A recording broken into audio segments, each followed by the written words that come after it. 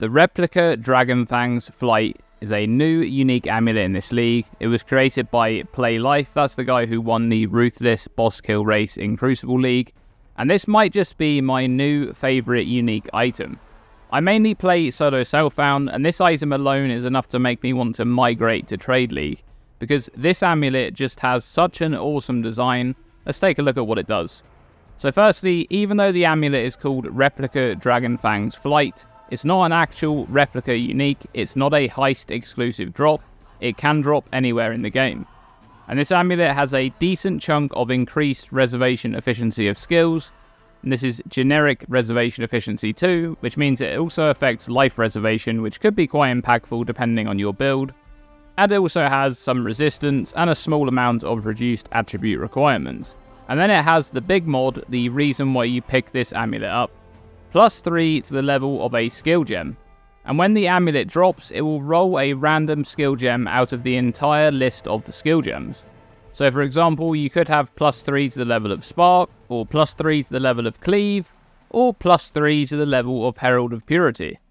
And this skill gem, along with the numerical values on the other mods, can actually be re-rolled using a Divine Orb.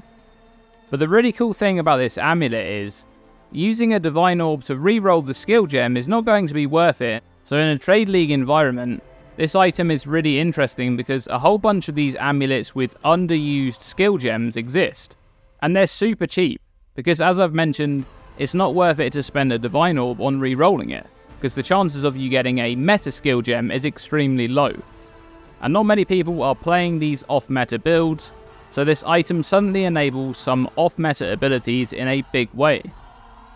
And you can see this on the stats for the Trial of the Ancestors Softcore Trade League, where about 9% of players represented on PoE Ninja are using this new amulet.